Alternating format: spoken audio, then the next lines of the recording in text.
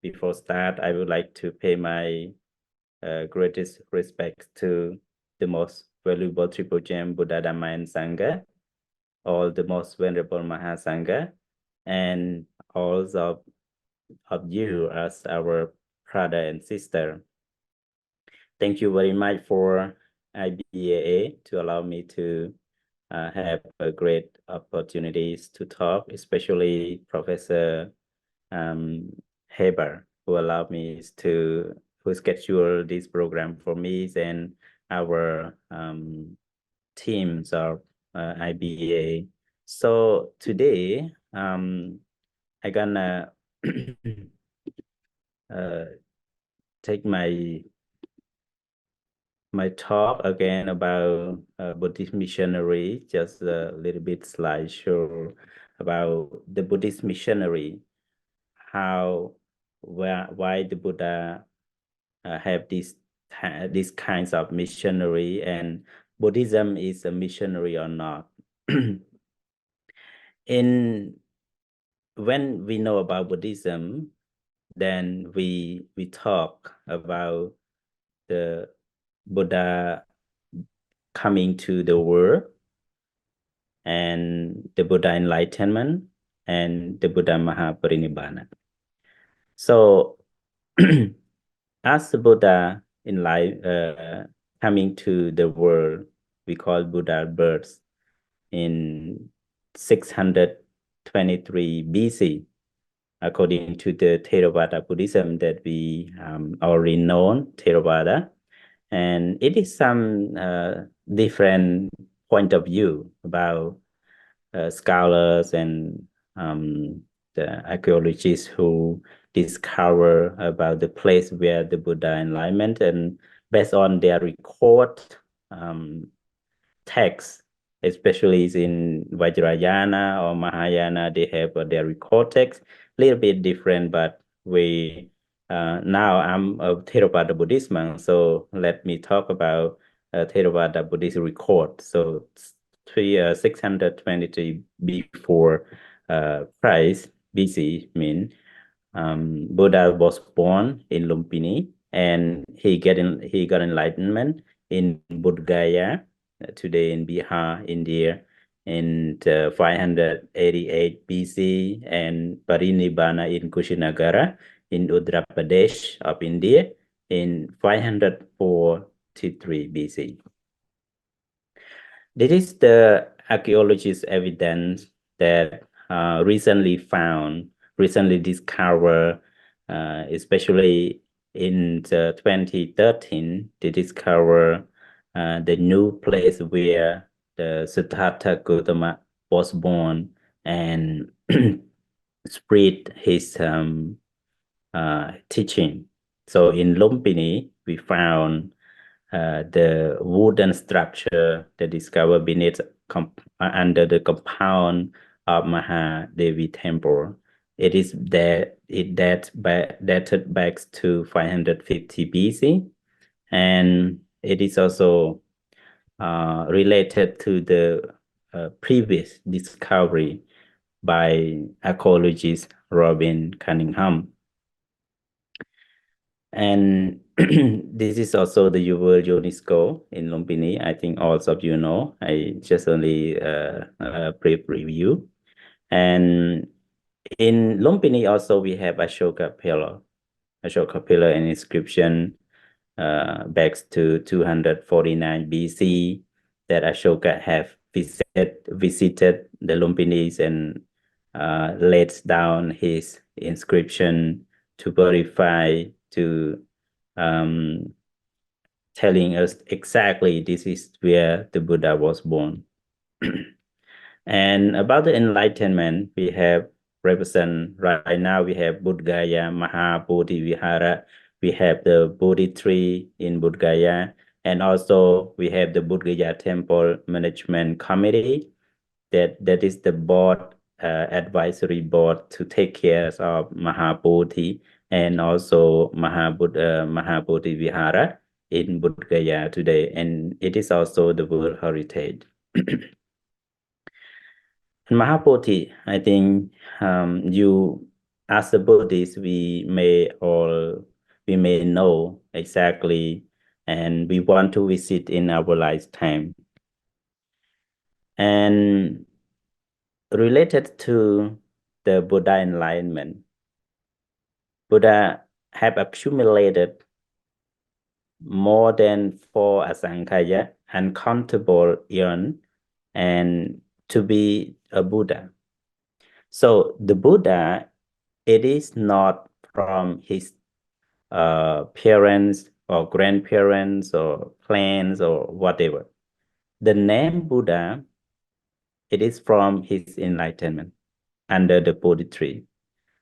So in Varanasi, the first time that the Buddha declared his teaching, the Buddha proclaimed his teachings to at least 5 ascetics as human beings and many other divine beings like Brahma. At that time, 18 crores of Brahma enlightened the Buddha's teaching, realized the Buddha's teaching, and become the Buddha's disciple. So in Varanasi, is the start of Buddhism that also refers to the first Buddhist missionary that the Buddha sent, the first 60 arahant, 60 saints to wander everywhere, just only one place for one person, one way for one person to teach, to declare, and to let all the living beings know exactly what is the liberation. Because in Varanasi, the Buddha delivered his first teaching. We call Dhamma Pavatana Sutra, or the Dhamma will. The Buddha reject those two extremes. Dveme pikave anta pappachitena sevidappa. So those two extremes, the monks or the yogi or the practitioner should abandon. What are the two? Kamasukhaligana yoga. Kamasukhaligana yoga means self-indulgence.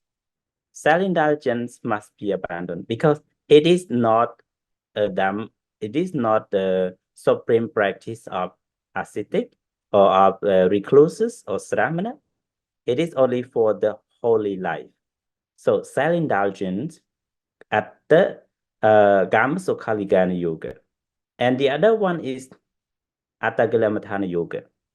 Attagalamatthana yoga means the self-mortification, to torture yourself, to make yourself difficult. So it is not a right way. It is not a right way. That's why the Buddha just rejected those two practice, and then he said the Majjhima Padipada. Majjhima Padipada means the middle way, the middle path. And middle path started with 4 noble truths. What are 4 noble truths? Dukkha, Dukkha Samudaya, Dukkha Nirodha, and Dukkha Nirodha Gamani Padipada. So these 4, Dukkha, suffering, Samudaya, origins of suffering, Nirodha, cessation of suffering, and Magga, path of liberation of suffering. These 4 noble truths are the only truth that never rejected. It is existing in this world. And dukkha or suffering must be understood. The Buddha said, Parinyayam. And what are the dukkha? The Buddha said in Dhammacakkappavattana Sutta, Idam ko panabhikkhave dukkhang arya sajjang jati pitukha, jara pitukha, jari pitukha, maranam pitukhang, soka priteva dukkha, etc. Jati pitukha. What does it mean? Jati pitukha. It means born, to coming to this world again and again is dukkha, is suffering. Dukkha we translate into English as the suffering or lamentation or sorrowfulness or difficulties. But the word dukkha said by the Buddha, it means du and kama. Du means difficult, unbearable, and kama means cannot bear, cannot stand by, cannot be ever, cannot stay still. So dukkha means something changing, something is not stay still, something cannot bear. So it means dukkha. That's why in Anatta Lakkhana Sutta, the second sutta taught by the Buddha in his life, we call Anatta Lakkhana Sutta, the Buddha said about dukkha, anicca, dukkha, and anatma. Dukkha, unbearable, cannot stay still. Why? Why cannot stay still? Because it is changing. Nothing is remain eternally. Nothing remain the same. So it's changing. This changing, it is called a nature, impermanent. Because of it changing, it is impermanent. And why it is changing? Because it's beyond our control. Beyond control. No one can control. That's why it is anatta. Anatta means beyond our control. So anicca, dukkha, and anatta, the three characteristics is common to the world. So jati dukkha, to come into this world again and again, is the suffering. Because when we come into the womb, when we born, you bring all suffering. You bring old age, you bring sickness, you bring death, you bring separations of your beloved, you bring meeting to unbeloved one, and your desire, your everything you bring with your birth. If there is no birth, there would be no suffering. So that's why the Buddha start the first dukkha, jati dukkha. Coming to the birth is suffering. Jarapi dukkha, old age, also suffering. Vyadi dukkha, sickness, also suffering. And maranam dukkha, it is certainly different, suffering. And in brief, the Buddha said, Panchupadana khandaha dukkha. Our five aggregates: form, feeling, perception, mental formation, and consciousness. The three things, Rupa, Vedana, Sanya, Sankhara, and Vijnana, these five aggregates are the cause of suffering. Because we are forming our world to live by ourselves. We are forming, like the happiness or unhappiness, forming by our chitta, our mind, sankhara. We create our world and to live by ourselves. In reality, there was nothing. Nothing belonged to us, nothing controlled by us. So when you understand this, understand the Buddha asks you to understand the dukkha, parinyaya, to be understood. Understand it, you cannot change dukkha. When you're born, you cannot change your born. When you sickness, you cannot change your sickness. It is real in this world. But you have ability to find what are the reasons, what are the causes of that suffering, of that birth, of that sickness, of that old age, of that everything. What are the causes? Samudaya satya, the cause of suffering should be abandoned. So when you find the cause, what are the cause of suffering? The Buddha said, Pemato chayate soko. All the suffering, lamentation, or sorrowfulness, because of love, because of desire, because of grasping. That's why in Parijjasamuppada, the Buddha said, Avijja paccaya sankhara, sankhara paccaya viññāṇa, etc. When three things happen together, for example, your eyes, physical eyes, see the form outside, see the form. These two things, outside rupa, outside form, human being or something, or girl, boy, or car, or everything outside object, with eyes object, eyes inside object. These two things touch together and combine with consciousness, inside consciousness. The three things happen together, we call one touch. Eyes, form, and consciousness, we call one touch. And this touch become one feeling. You feeling good or bad, or you see the form outside, happy or unhappy sign or seeing. It is one feeling. And this feeling generate grasping, generate desire, tanha, desire. You like or dislike. When desire happen, desire generate grasping, upadana, grasping, attachment. You attach it. When you attach it, it become bhava. What does bhava mean? Existent. When you catch it, it's existent.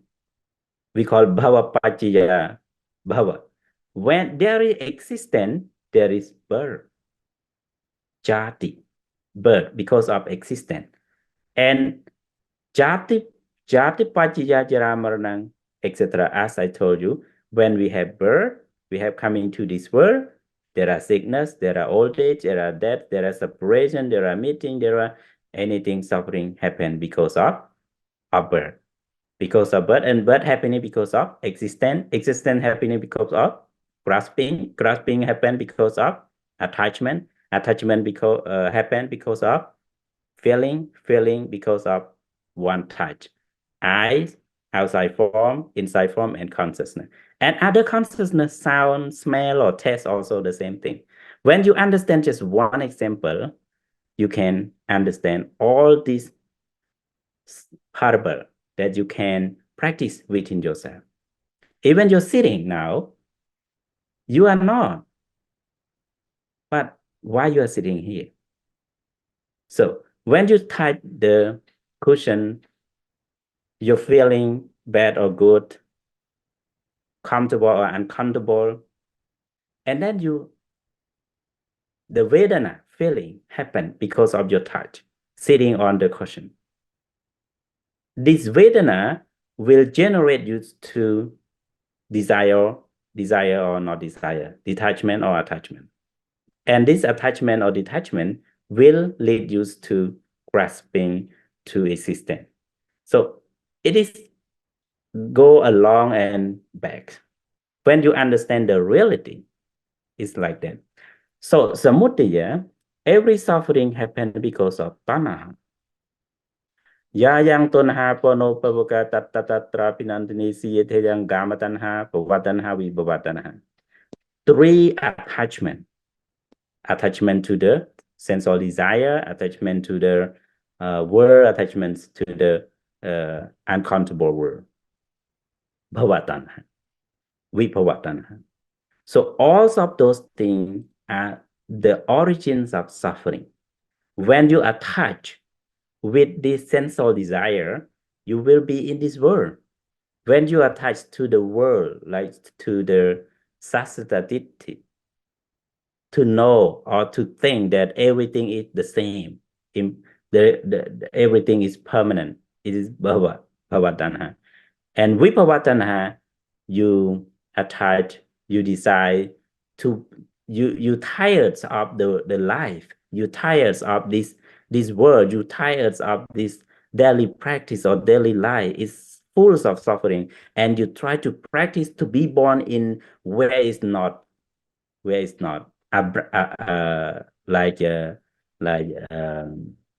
Aruba Brahma, Arubra Brahma world, the Brahma world that without form.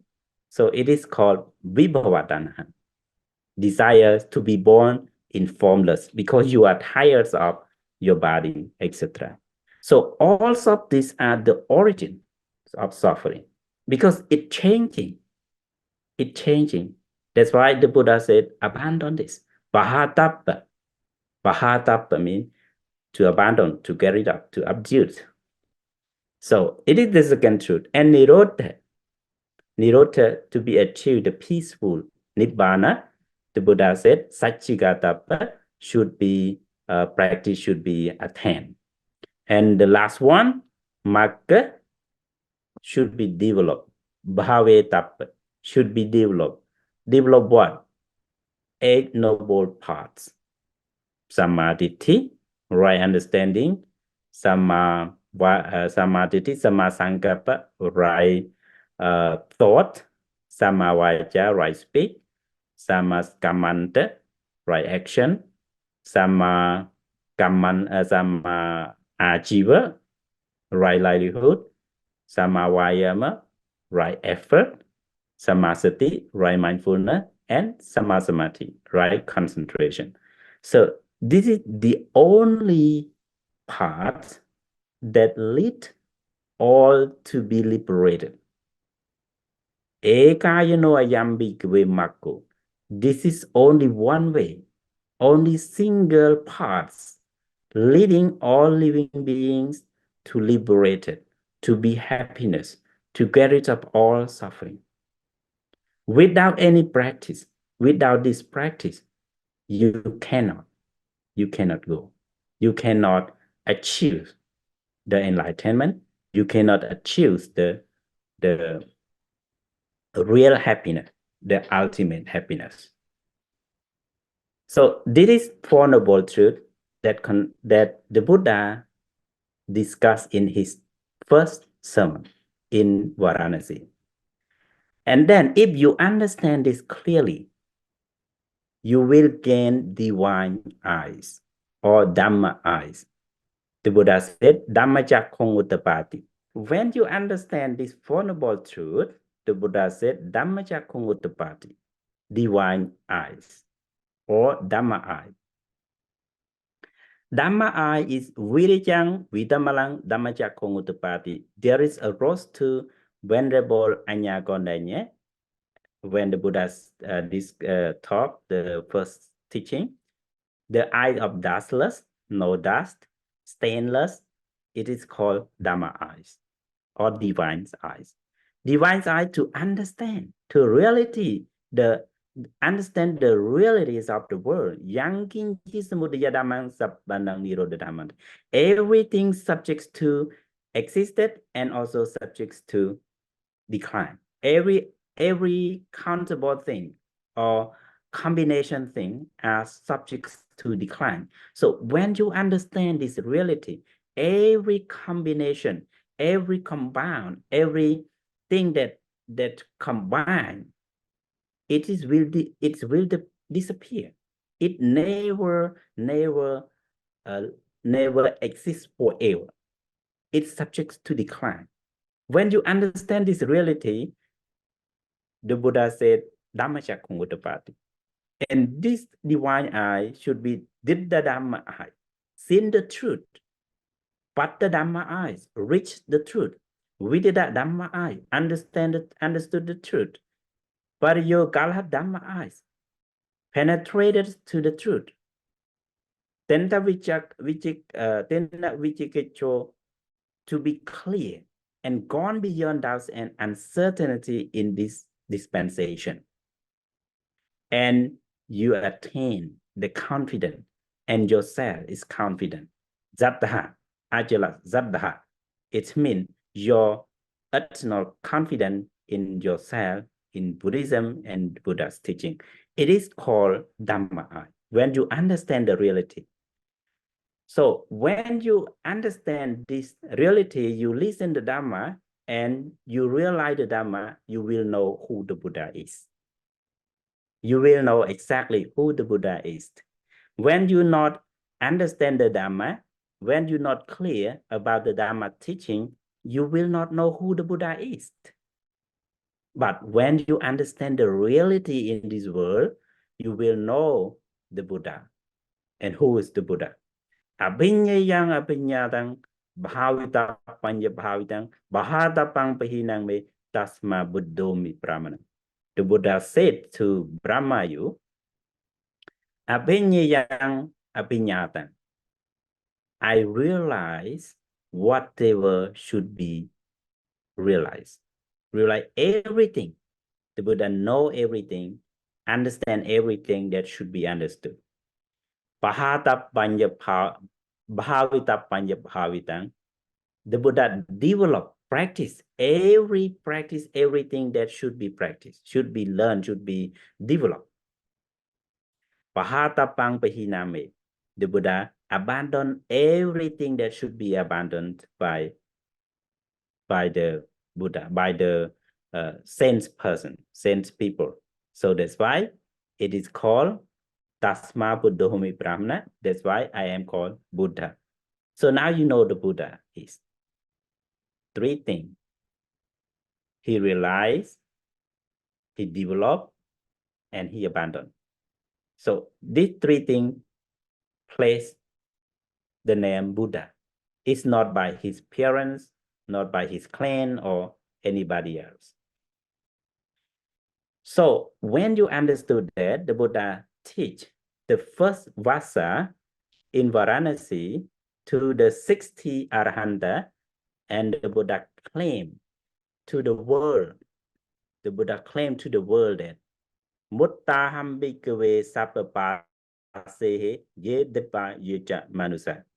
I'm free from all snares, both human and divine. Tumhe pe bhikkhave mutta sappapase ye dipa yeja manusa. You too are free from all snares, both human and divine. So when you understand the reality, when you understand the truth, when you realize the truth, it means you are free from all snares, all the clinking thing in this world, worldly thing. So when the Buddha reclaimed this thing, and he sent his first mission. Jarada bhikkhave charikang buhujana hitaya buhujana sukhaya lokanukambaya athaya hitaya sukhaya devamnusanam me eganatveya committed. So go wandering monks for the benefit and happiness of humanity, out of compassion for the world, for the good, benefit, happiness of the gods and humans. You should each go a different way. Proclaim the teaching that is good in the beginning, good in the middle, and good in the end. That has the true goals and is well articulated, sets out the perfectly complete and pure spiritual life. So this is the first Buddha mission, to send the monk, not to push somebody to believe, not to spread their belief, not to ask somebody to join the group, not to ask somebody to join the Buddhism, but as a monk, wander to village, commune, districts, or the world to promote the happiness, benefit, happiness of humanity, out of his compassion for the world, for the good, benefit, and happiness of devas and manusha, gods and human beings. This is the first meeting until his Parinirvana. So, in the final day, the Buddha also have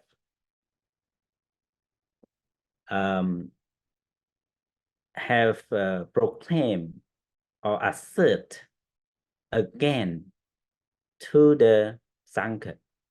Yovo ananda maya dhammocha viniyocha desito panyato sovo mamachiyena sata. After the Buddha's teaching, Dhamma and Vinaya, it is his his teaching, his represent his teachers.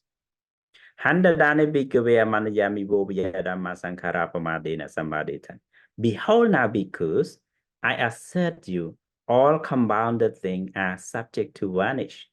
Strive with earnestness. So this is very important thing, you see, from the very beginning until the end that the Buddha passed away, Parinirvana, the Buddha still remind us, all compounded things are subject to vanish, subject to decline. Strive with earnestness, try hard to success, to get done all your work, your duties. And your duty only two: learn, practice, and enlighten by yourself and spread the teaching. This is two duties of Buddhists about the Buddha missionary. So thank you very much. So I may take a little bit long, but this is how Buddhist missionary. So I going to end my talk now. So may all of you be happy, secure, and happiness. Namo Buddhaya. Thank you very much.